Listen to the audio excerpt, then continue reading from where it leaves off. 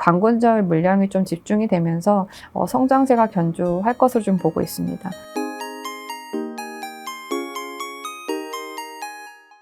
안녕하세요. 화장품 담당하고 있는 박은정입니다. 화장품 업체들 4분기 실적과 전략에 대해서 말씀드리는 시간을 갖도록 하겠습니다.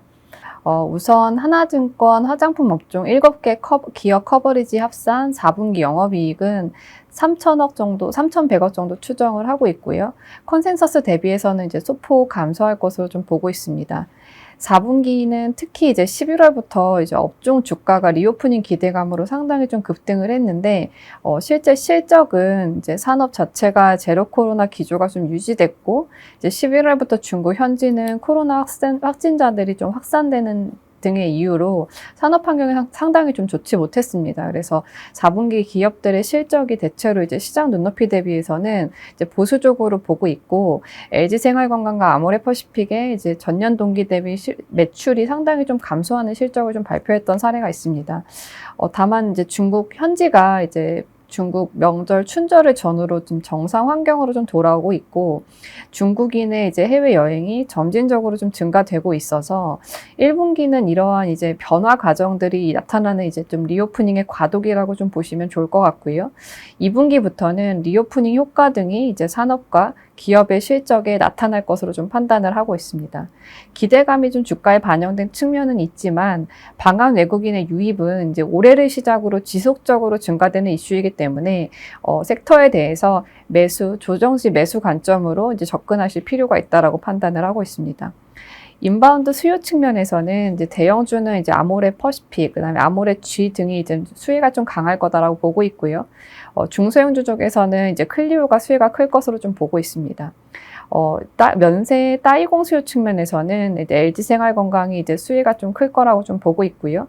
중국 현지 수요, 특히 이제 중국 브랜드 수요 상승 측면에서는 이제 중국 브랜드를 통해 이제 ODM 수주를 받고 있는 코스맥스가 상당히 우위에 있다고 보고 있습니다.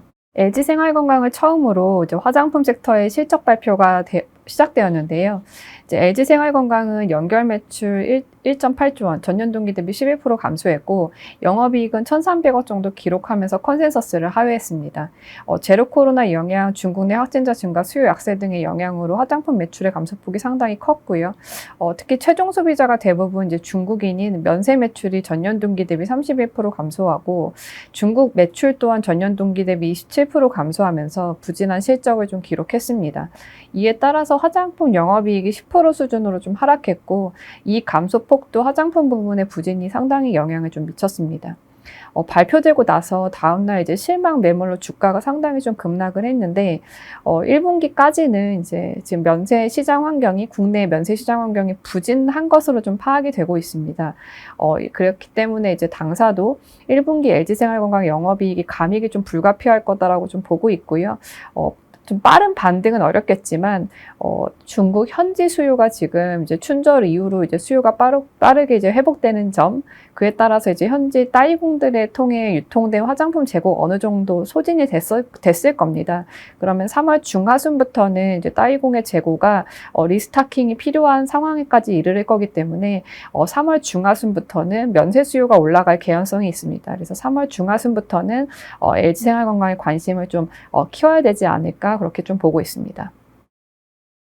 아모레퍼시픽의 실적 말씀드리겠습니다. 실적 되고 나서 다음날 주가가 상당히 좀 강하게 반등을 했죠.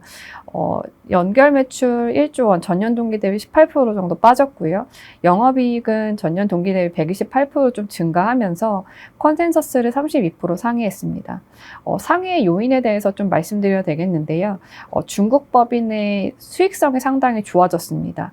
인건비, 감가상각비 등의 고정비를 상당히 좀 줄였고요. 중국 현지에 이제 이니스프리라고 하는 이제 오프라인 매장을 상당히 갖고 있었는데, 올해 기준 2022년 기준으로 이제 대부분 이제 줄이면서 이제 고정비가 상당히 이제 축소된 효과가 있었습니다.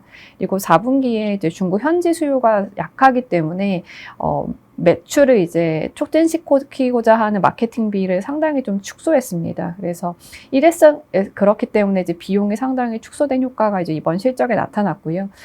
일회성 비용도 존재했습니다. 한 200원 가량 존재했는데 실제 이익 체력은 이제 그렇게 되면 이제 거의 800억 가까이 됐던 걸로 좀 보이기 때문에 매출은 아쉬웠지만 고정비를 축소함으로써 이익이 이만큼은 좀 창출할 수 있는 회사의 체력이다라는 걸 보여준 실적이었습니다. 그래서 2023년에 중국 수요가 회복되고 국내 역시도 방한 중국인이 유입되고 회사는 이제 미국이랑 일본 사업을 확장하고 있는데 이런 이제 외형 성장 효과가 이제 올해 나타남으로써 레버리지 효과가 상당할 것을 좀 기대한 이제 수급이 유입됐다라고 좀 보고 있습니다. 4분기 이제 부문별로 간단히 말씀드리면 이제 국내 화장품 같은 경우는 경쟁사랑 유사하게 면세 매출이 부진해서 매출과 영업이익 감소가 나타났습니다. 중국 같은 경우도 이제 제로 코로나 영향으로 전체적으로 중국 매출이 한 35% 감소했고요. 그래서 아시아 매출 감소폭이 상당히 좀 컸다고 봐주시면 됩니다. 근데 고정비 축소 효과로 매출은 감소했지만 영업이익은 상당히 좀 개선됐다라고 봐주시면 좋을 것 같습니다. 북미는 전년 동기 대비 99% 매출이 증가했는데 라네즈의 판매 호조와 블랙 프라이데이 때 이제 판매 효과가 상당했습니다. 그리고 최근 인수한 타타아퍼 브랜드의 매출이 2개월 정도 인식된 효과가 더해졌다라고 봐주시면 좋을 것 같습니다. 그리고 향후에도 이제 북미 쪽에 상당히 매출 드라이브를 걸고 있기 때문에 2023년에도 고성장 나타날 것으로 좀 보고 있습니다. 유럽은 이제 굿달이라고 하는 브랜드 향수 중심으로 좀 판매 호조가 이어지면서 고성장 달성했습니다.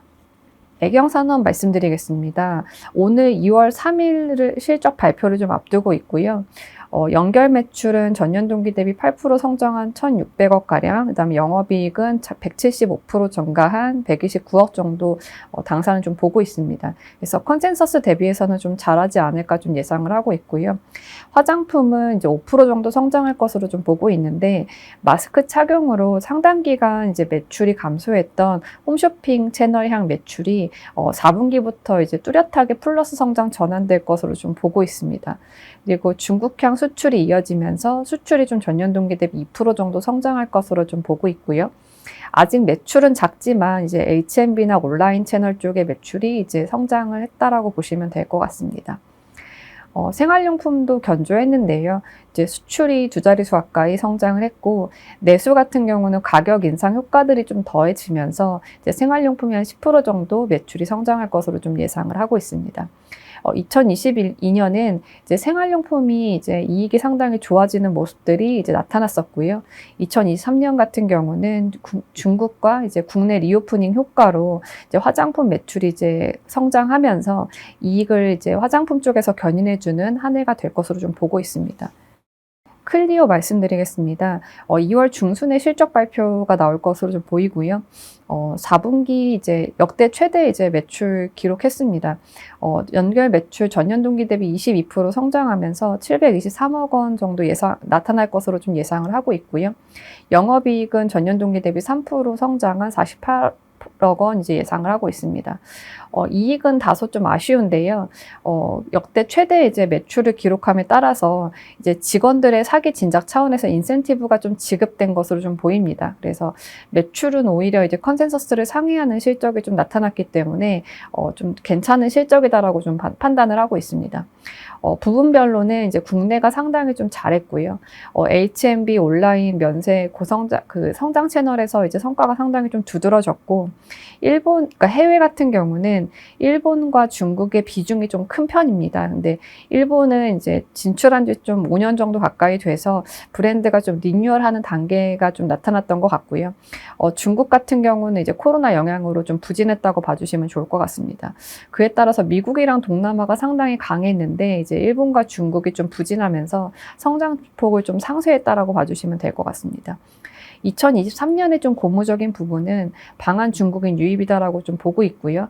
과거 이제 방한 중국인이 유입될 때는 원브랜드 샵 중심으로 좀 수혜가 컸습니다. 근데 현재는 이제 원브랜드 샵이 상당히 이제 올리브영과 같은 멀티 브랜드 샵으로 바뀌었고, 이제 해당 그런 올리브영과 같은 채널에서 클리오는 상당히 이제 판매를 잘 하고 있습니다. 그렇기 때문에 방한 중국인의 유입의 혜택을 이제 고스란히 좀 받을 거라고 좀 보고 있어서 중소형주 중에서는 가장 이제 혜택이 클 거다라고 좀 보고 있습니다.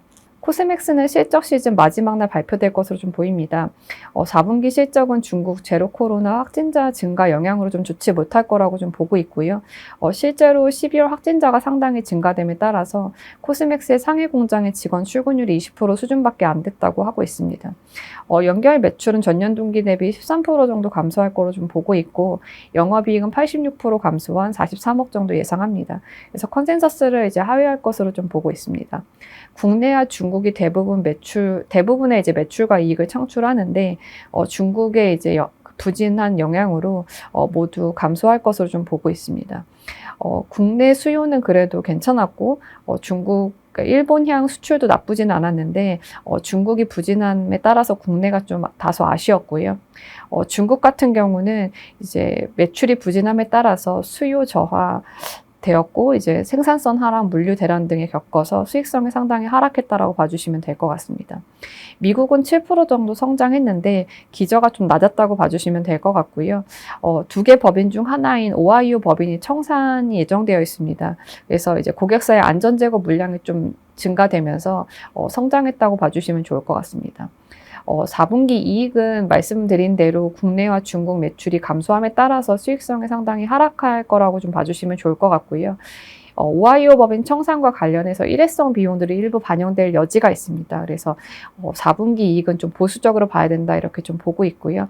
다만 이제 4분기 실적은 좀 부진한데, 중국 생산법인의 고객사가 대부분 중국 브랜드사이기 때문에 중국 현지 리오프닝이 지금 나타나고 있는데, 중국 브랜드사들의 수주가 이제 2월을 이제 기점으로 빠르게 이제 상승할 것으로 좀 보고 있기 때문에, 리오프닝에 상당히 이제 수혜를 받을 수 있는 기업으로 좀 판단을 하고 있습니다. 한국콜마는 다음 주 중에 실적 발표가 예상이 됩니다. 연결 매출은 23% 성장할 것으로 좀 보고 있고요. 영업이익은 전년 동기 대비 14% 성장한 297억 원 나타날 것으로 좀 보고 있습니다. 낮아진 컨센서스를 그러면 부합할 것으로 좀 보고 있습니다. 국내가 썬 제품 중심으로 수요가 지속되면서 견조한 실적 예상하고요. 북경은 코로나 영향으로 좀 부진은 했는데, 무석 쪽에 관건절 물량이 좀 집중이 되면서 성장세가 견조할 것으로 좀 보고 있습니다. 북미 같은 경우는 이제 성장세가 상당히 강했는데, 낮은 기저와 이제 글로벌 수주가 집중되면서 고성장 예상을 하고 있습니다. 2023년은 이제 연결 영업이익 1,700억 정도 전년 동기 대비 79% 성장한 수준으로 좀 예상을 하고 있는데요. 국내 해외 인후에 모두 이제 호실적 기대할 것으로 보고 있기 때문입니다.